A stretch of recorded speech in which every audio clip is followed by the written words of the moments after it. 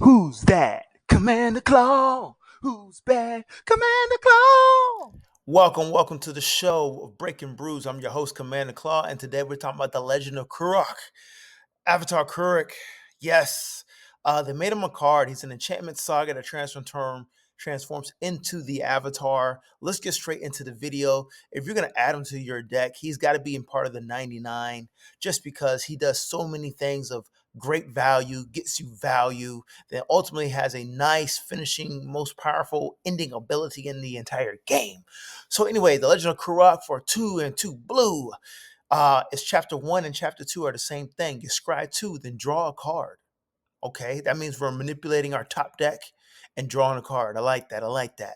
Chapter 3, we exile him, return him to the battlefield, transformed as Avatar Kuruk.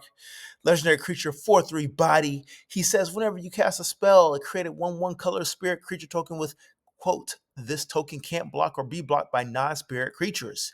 Then you have exhaust, which only can happen one time. And you waterbend for 20. You take an extra turn after this one. While paying a waterbend cost, you may tap or you can tap your artifacts and creatures to help. Each one pays for 1. Activate each exhaust ability only once. So there are ways to get more than 1 exhaust ability. You got to flicker it, but that is not what we're going to talk about right now. We're going to talk about creating the spirit creature tokens. There are 1/1s that can't be blocked by non-spirit creatures. That's really good. You just have unblockable creatures pretty much. There's only a few spirit creatures that everybody plays with. And yes, Miriam Sentinel Worm is a spirit dragon. Just saying, just saying. And to be honest with you, if you haven't played with them yet, just this past weekend, my friends and I played with the Avatar set, and yeah, we found some really cool things that we liked. And water bending is very expensive. 20? That's expensive. You might have 8 mana, but you still got 12 more to go. So if your battlefield is not littered with other artifacts and tokens, treasure tokens is probably the most fastest thing to create. Um, it's gonna be hard to waterbend for 20. It really is. And unfortunately, I've been a victim of blood bending, that stupid card. Oh my gosh. Yeah, my opponent that cast it on me had too much fun blood bending. And I was the victim of having my turn taken control of. So, what I need to say about waterbending, it is a awesome ability. This is really powerful because it's literally on the creature, and you're creating the 1/1s to help waterbend. And you just need to have cards that create value, lots of token generators, and lots of creatures or artifacts on the battlefield if you plan on waterbending.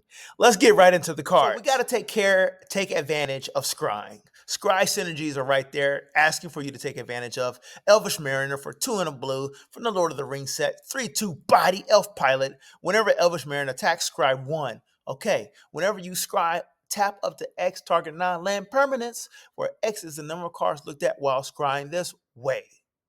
Awesome. So if you got Avatar, the Legend of Avatar Kuruk, and Elvish Mariner all on the battlefield at one time, you will be totaling a scry of 3. So you'll be able to tap up the 3 non-land permanents, keeping your opponents at bay, or maybe you need to tap something to get some kind of trigger. Who knows what you put in your deck? Only you. Moving on. All right, this is a pretty cool commander that you can add the Avatar Kuruk with.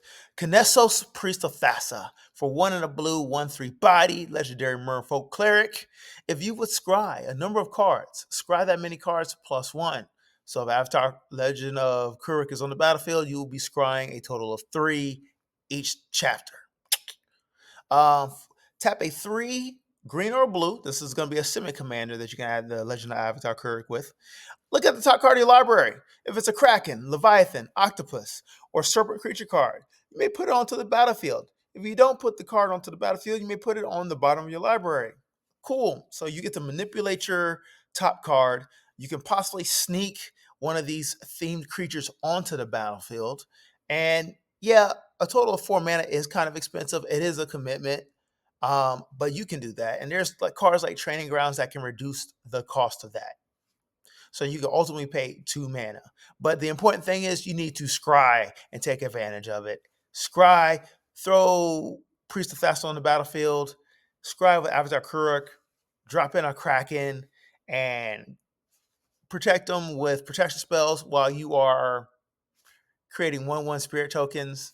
And I mean, the world is yours. Moving on. Belisarius Call for 2 white and a blue. I think this is the best commander for the Legend of Kurok. Okay. 2/4 legendary artifact creature, human. First ability, Ultima Founding. Tap it. Tap 2 untapped artifacts you control. Create a 2/2 white Astartes warrior creature token with vigilance. Okay. Next ability, Master of Machines. Tap it. Tap X untapped creatures you control. Look at the top X cards of your library. You may reveal an artifact card from among them, put it to your hand, put the rest on the bottom of your library in a random order. So ultimately, Belisarius is a artifact tutor. The way the Avatar Kuruk works well with it, you're creating those 1/1 spirit tokens that you can tap for the Master Machines ability. Yeah. Giving you more access to X and more access to cards throughout your entire library. Belisarius Call to me is just an awesome Azorius commander that is machine oriented. You're trying to put out your artifact combos quickly and efficiently and take over the game with whatever win con you have.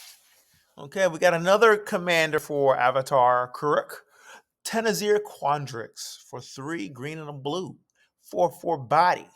Legendary Elder Dragon. When it ETBs, double the number of +1/+1 counters on target creature you control. Okay. Whenever a Tenazir Quandrix attacks, you may have the base power and toughness of other creatures you control equal to Tenazir Quandrix power and toughness till end of turn. Hopefully you got what I'm talking about here. Yeah, his last ability that I just read, if you have Avatar Kuruk on the battlefield and a bunch of 1/1 spirits, and you go to attack with TQ right here, okay, and let's say his power is 4/4 at minimum, all those spirit tokens that you created are 4/4s versus little weak 1/1s. 4/4s, that's going to win you the game. A nice big attack. Beguiler of Wills for 3 and 2 blue, 1/1. Human Wizard. Tapper. Gain control of target creature with power less than or equal to the number of creatures you control. So it's a really good card when you have, I would say, 3 or 4 creatures on the battlefield. Also count herself. You can take a pretty good amount of creatures, or the small creatures that just have great abilities from your opponents. That's what I like to say. Those big dinosaurs, leviathans, krakens, and dragons, you're gonna need a lot of creatures to steal your opponent's creatures. But hey, this is just a nice mid-range creature, give you some kind of, manipulating ability on the battlefield. Thank you for watching this video. If you haven't, go ahead and hit that subscribe button. I'm your host, Commander Claw. I'm here bringing you Avatar commanders and Avatar cards that you should possibly build with. Hey, I ain't got nothing to say. Like the video if you liked it. Otherwise, comment section below of any other cards that think you work well with it.